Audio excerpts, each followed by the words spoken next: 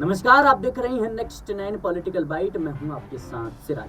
आगामी लोकसभा चुनाव के लिए तेलंगाना में भारत राष्ट्र समिति यानी बीआरएस और बहुजन समाज पार्टी यानी बीएसपी के बीच गठबंधन को लेकर अब कड़ी आलोचना होने लगी है। बता दें कि गुरुवार को तेलंगाना बसपा प्रमुख आरएस प्रवीण कुमार ने इस कदम का बचाव करते हुए सोशल मीडिया प्लेटफॉर्म एक्स पर एक पोस्ट शेयर किया। प्रवीण ने गठबंधन को ऐतिहासिक बताते हुए कहा कि जिन नेताओं में अंबेडकर, कांशीराम और फूले की तस्वीरें लेकर लोगों के पास जाने की हिम्मत नहीं थी, उन्हें फैसले की आलोचना करने का कोई भी अधिकार नहीं है। प्रवीण कुमार बीआरएस अध्यक्ष के चंद्रशेखर राव और उनकी दलित विरोधी नीतियों के मुखर आलोचक रहे हैं।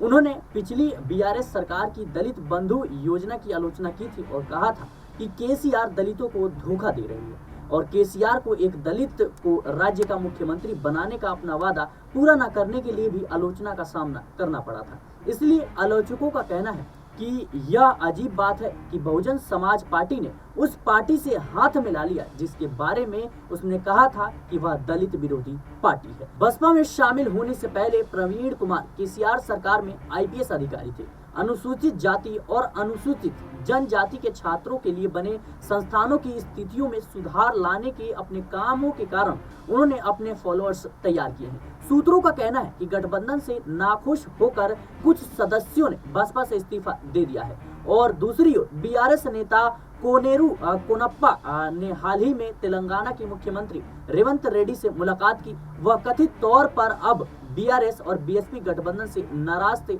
और उनके कांग्रेस में शामिल होने की संभावनाएं जताई जा रही है। बता दें कि कोनप्पा सिरपुर से पूर्व विधायक है, जहां से प्रवीण कुमार ने 2023 के विधानसभा चुनाव में बसपा से चुनाव लड़ा था। उन्होंने अपने पोस्ट में कहा कि गठबंधन की मदद से हर पार्टी की ताकत बढ़ी है, दुर्भाग्य से कुछ लोग इसे नहीं देखते हैं। राजनीतिक टिप्पणीकार ई वेंकटेशु इस बात से सहमत है कि पार्टियों जो है मौजूदा परिस्थितियों के आधार पर रुख बदलती हैं। हालांकि उनका कहना है कि गठबंधन के नतीजों पर दिलचस्प नजर रहेगी। उन्होंने कहा कि बीएसपी के तेलंगाना में एक भी सीट नहीं जीतने और बीआरएस की भारी चुनावी हार के साथ यह सवाल है कि क्या दो पार्टियों के गठबंधन से कुछ सकारात्मक परिणाम निकल कर आएंगे या फिर नहीं। बता दें कि उनका यह भी कहना है कि पिछले कुछ वर्षों में राष्ट्रीय स्तर पर भी बसपा की प्रासंगिकता कम हुई है, यानी उनकी लोकप्रियता में कमी देखने को मिली है और तेलंगाना में लोकसभा चुनाव को मुख्य रूप से कांग्रेस और बीजेपी के बीच